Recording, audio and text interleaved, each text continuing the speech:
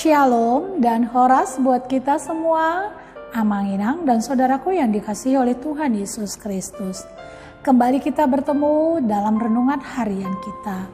Apa kabar Amanginang dan semuanya?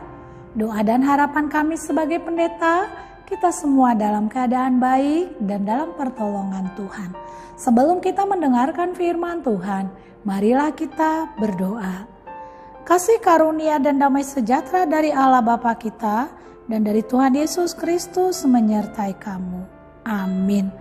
Renungan kita pada hari ini Selasa 17 Februari 2026 tertulis di dalam Kolose 1 ayat 15. Ia adalah gambar Allah yang tidak kelihatan, yang sulung lebih utama dari segala yang diciptakan. Yesuslah yang terutama.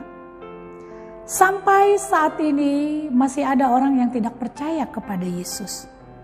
Mereka tidak percaya bahwa Yesus adalah Tuhan yang berkuasa atas seluruh semesta.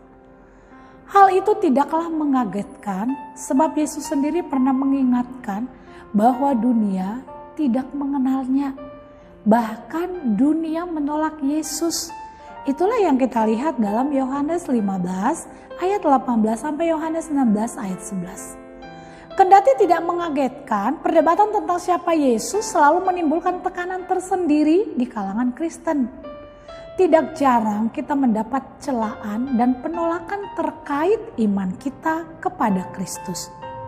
Firman Tuhan hari ini membantu kita untuk mengenal siapa Yesus dalam hidup ini. Kolose 1 ayat 15 sampai 20 dikenal sebagai himne Kristus.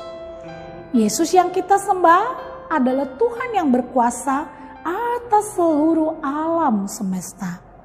Hanya di dalam dan melalui Yesus sajalah segala sesuatunya ada dan tercipta. Dialah Tuhan dan juru selamat kita.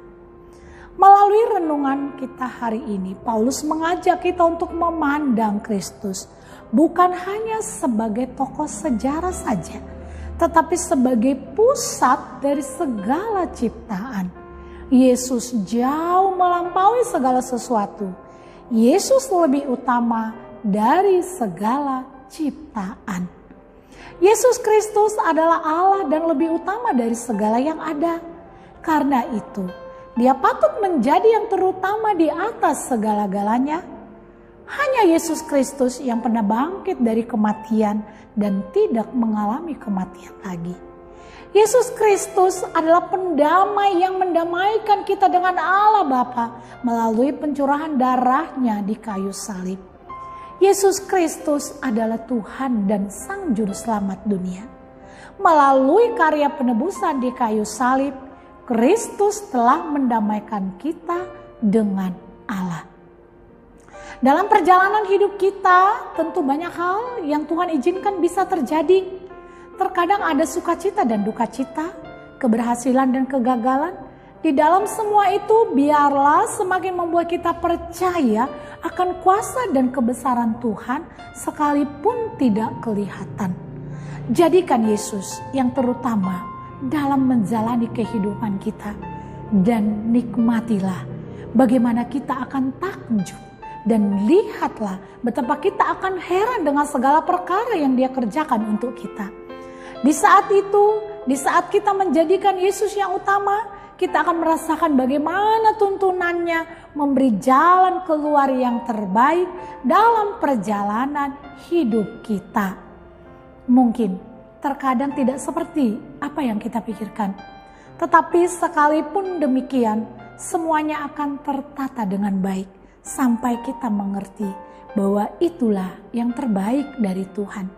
Dia adalah segalanya. Amin, kita berdoa. Bapa Surgawi, biarlah firman Tuhan ini terus mengingatkan kami, Engkaulah segalanya di dalam hidup kami. Engkaulah sumber pertolongan kami, sumber kehidupan kami, sumber segalanya.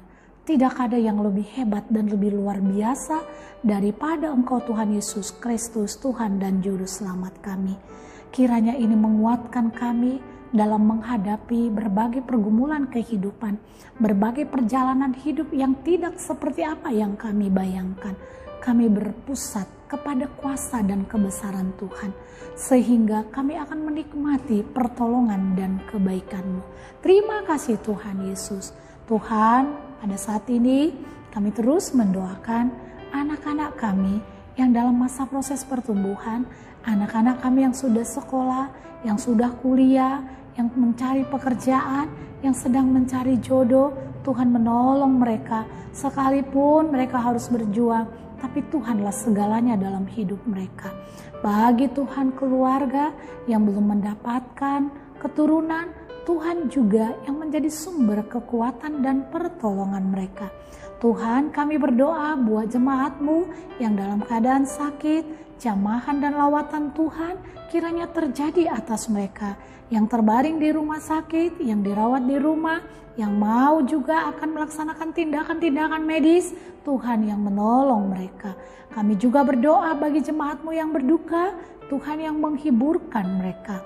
Jemaat-Mu yang bersuka cita, kami serahkan ke dalam tangan pengasihan-Mu, sukacita karena kelahiran, ulang tahun dan ulang tahun pernikahan.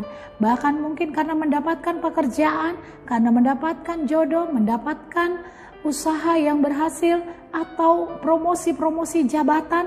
Tuhan yang memberi terus mereka rasa syukur. Bapa Surgawi, bagi setiap orang tua kami yang sudah lanjut umur, Tuhan juga yang menolong mereka. Tuhan, seluruh hidup kami serahkan ke dalam tangan pengasihan-Mu. Anugerah Tuhan kita Yesus Kristus, kasih setialah Bapa, dan persekutuan Roh Kudus menyertai dan memberkati saudara sekalian. Amin. Selamat pagi ya Manginang, dan selamat menikmati firman Tuhan dan berkat Tuhan. Silakan tuliskan komentar Anda jika berkenan atau ada kaitannya dengan renungan kita hari ini di dalam kolom komentar kita. Shalom.